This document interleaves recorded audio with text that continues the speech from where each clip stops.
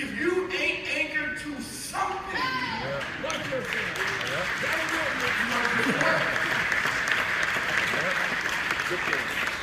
for me, beyond my own What you say? I'm anchored to my core beliefs. I know what I believe. I know my own truth. And the trick to life is to learn how to seek the truth, speak the truth, stand on the truth, and stay in the truth. That's what life's got to be about. You seek the truth, then you speak the truth, you stand on the truth, and you stay with the truth. Choose your profession, honor the tradition, follow your passion, not a paycheck. Live a life of conviction, not a life of cowardice, and know the difference between success and greatness. Oh, now we're getting deep. Now we're getting philosophical, but not really. Watch this. Everybody I know, everybody you know, loves to use the word success. And all of us are chasing success. Can I keep it real?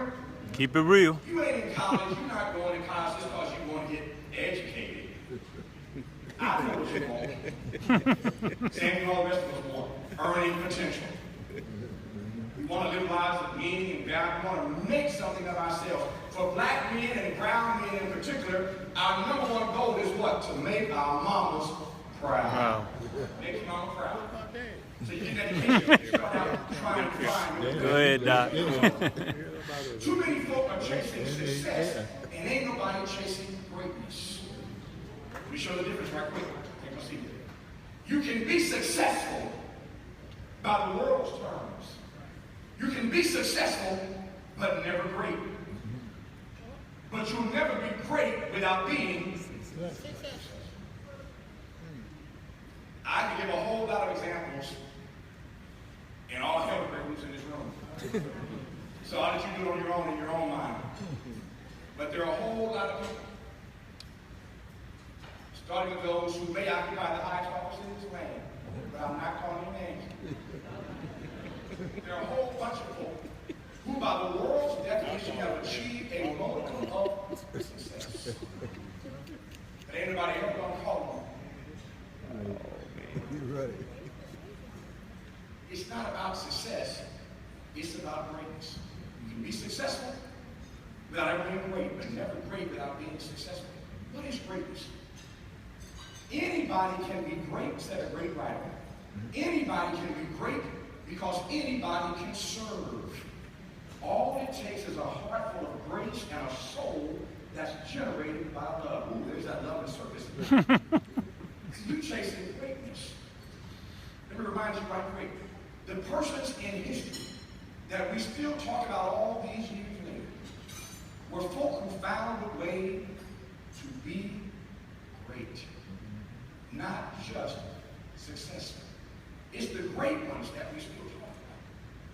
They found a way to use the gift and the skill and the talent that they have to love and serve other people. I believe that you can do good and do well at the same time. Trust me, I've been rich and I've been poor. Rich is better. I'm not saying don't chase success. I'm just saying don't get it twisted. Success and greatness ain't the same thing. Don't just go out chasing empty success. Because when people say they want to be successful, all they're really saying is they want to be significant. That's what they're saying. And you can be significant and successful in a whole lot of ways these days. Can I keep it real? In your generation, you can be successful just for being famous. Famous for just being famous. Ain't done nothing. You ain't made nothing. You ain't built nothing. You ain't created nothing. You ain't invented nothing. You're just famous for being famous. I ain't calling no names, Kardashians. Whole bunch of those just famous for being famous. So clearly success ain't all that. Making money ain't all that. It's about success and greatness. Don't get it twisted. And I told you I'd come back to this notion of love and service. But I said love and service, I simply mean this. You can't love folk. You can't lead folk. You can't save folk or serve folk without understanding what those terms this note. I remind you, you can't lead if you don't love. You can't save if you don't serve. Let's define those terms. By love, all I mean is simply this. Love just means that everybody, hear me on this, everybody in your life, everybody in the world, everybody you will ever meet, love simply means that everybody is worthy just because. Just because. Yep. Not because Nothing in return. Fortune, or fame, none of that. Love means everybody is worthy just because. Now, can you imagine how that definition of love operationalized fundamentally changed the world? If everybody believes that everybody else is equally worthy just because, that rewrites all of history, and more importantly, can rewrite all of the future. We can't do nothing about the past. We do control our future. If we can change our definition of love and operationalize that, I think y'all missed that. If love means that everybody is worthy just because, then that means that everybody ought to have access to an equal high quality education. Everybody is worthy just because. That means nobody's forced to live because of their color in an environmentally racist neighborhood. If everybody is worthy just because, then we all deserve access to high quality health care. If everybody is worthy just because, then I shouldn't get pulled over just because of the way I look.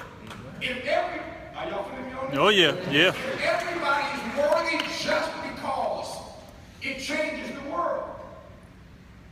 You have the power, you have the authority, you have the agency, you have the control right now, from this day forward, to treat every other person you meet with love.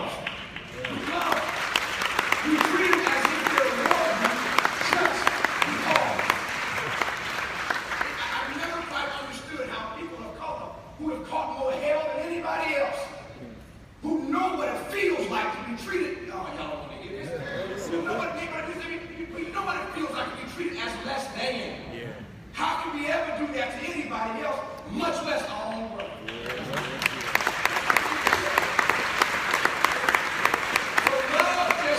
That's real. Everybody you meet from this day forward, every person, every customer, every client, every student, anybody is worthy just because. That's what we're missing. Love, service. That's how you live a life. That's how you make a contribution that the world will be talking about for years to come. And here's the part I love. You know, think about this. And close right again. Too young people think to start thinking about how fast and how fleeting life is. The flip side of that is if you want your work to live beyond you, it's the good stuff here. Your work becomes your afterlife. Your work becomes your afterlife. And your legacy. And that's why when you die, years down the road, after a life of loving and serving and creating and inventing and innovating, years down the road when you finally pass, the world will still be talking about you. Because your work becomes your afterlife. Your work becomes your afterlife. So whatever contributions you make, people are still marinating on that, still enjoying that, still wrestling with that, still reading that, still watching that, because your creation will outlive you if you take the gift and the skill and the talent you have and use it to love and serve others. So in the end, life's most persistent and urgent question, young men, I'll sound counterintuitive one last time. We're at a conversation, we're at a conference, have a conversation about you and your future. And the irony is simply this, that life's most persistent and urgent question is really, what are you doing for others? Yeah.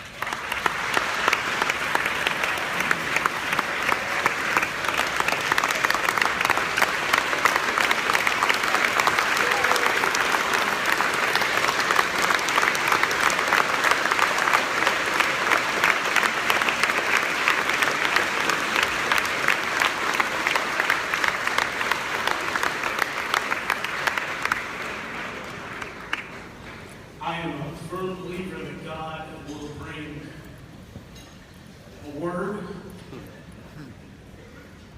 at the right time, at the right moment, when it needs to be heard. And ladies and gentlemen, we just had a moment. Yeah.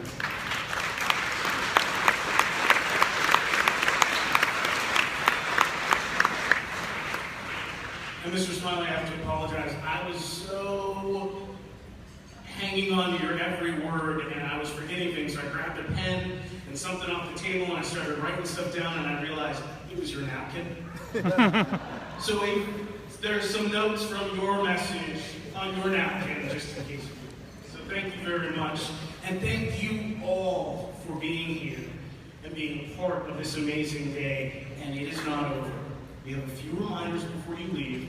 There are exhibitors ready to meet you in the hallway. They're representing many colleges, departments at Clemson University, Tri-County Tech, and many sponsors. Please take time to meet with them over the course of the next 2 days. After that, we have another round of breakout sessions, and then 3:30, the keynote, you will hear from Clemson's own Dr. Roy Jones back in room 202.